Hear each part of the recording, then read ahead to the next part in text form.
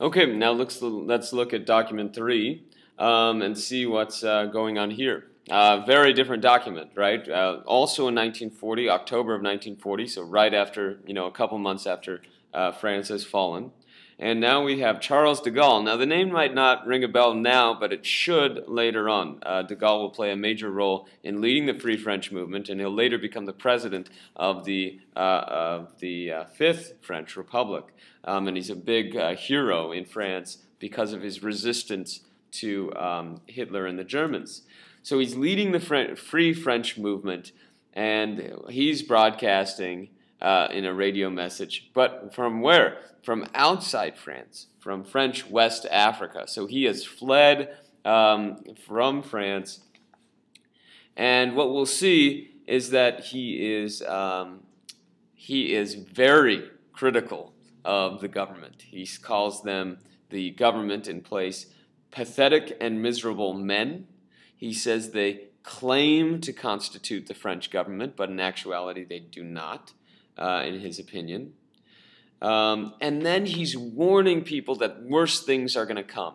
He's saying, we do not yet know what appalling concessions the enemy will force from us, the enemy being Germany. So he's saying things are going to get worse. And so he ends with this bit of rhetoric.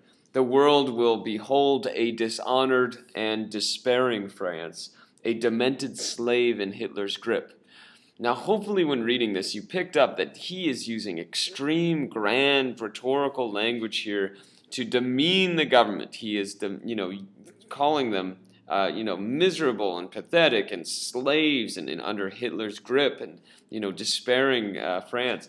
So, hopefully you picked up that he is certainly trying to convince France that this government is not good, and that therefore France needs to continue to resist against the Germans.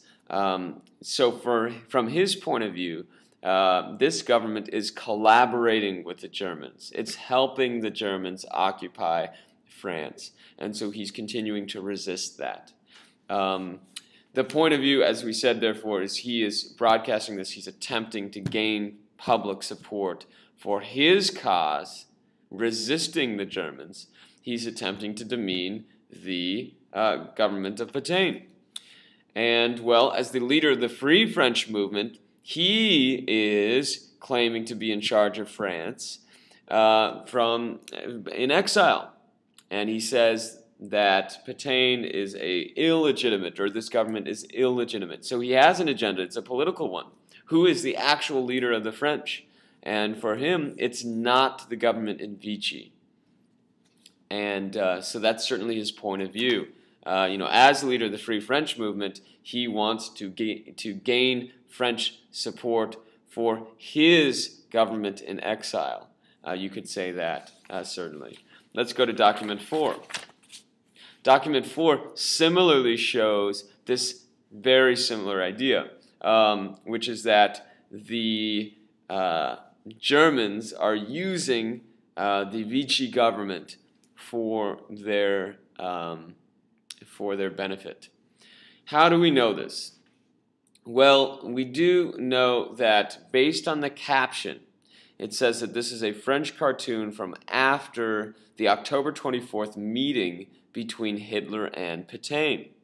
So if you don't know that that's Pétain on the bottom, which truth is, I don't know that that's Pétain, but you see that that's clearly Hitler caricatured. And so who's that other person? It's got to be Pétain.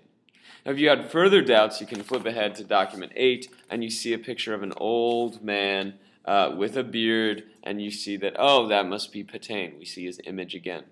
So, so you should get the basic idea. Once again, Hitler is using this government of Vichy, this government in Vichy. Now, note that this is an unpublished caricature.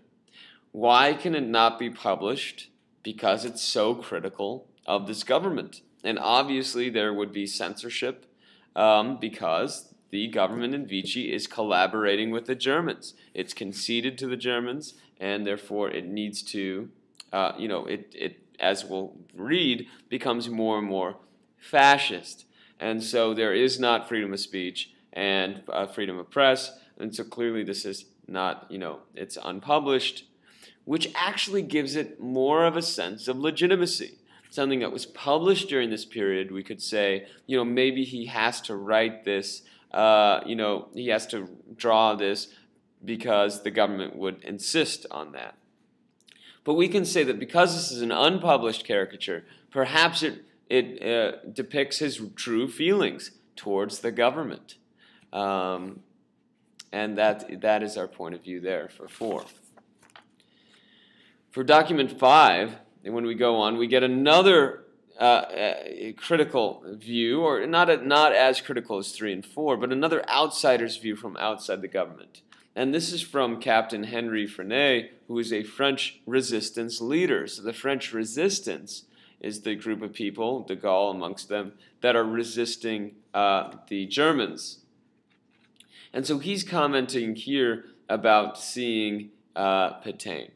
And note that he's writing this in his memoir. A memoir is something written up long after the fact, someone recalling their memories and putting them into a story form. And so what do we get from this? We get, first of all, that first section, that guess what? When Pétain arrives home, there's a lot of public approval. That is huge. That tells us what French people thought of this government. And so that's definitely something we want to take out. We can also see that this document shows his personal views, and his personal views are not as, wildly enthusiastic as the first line suggests the crowd is. His personal view is that, well, he's looking at Pétain as this old man getting out of his car and saying, how do we know what he's thinking? Is he an ally of Hitler? Is he trying to deceive Hitler but control France and sort of keep France independent from Germany? So there's questions about Pétain's motives. And so you could say, whereas the crowd is overly enthusiastic, you could say that. You could also say that he personally is unsure. He personally is questioning Pétain and this government. So we can say that as well. On the next one, we'll do the next couple documents.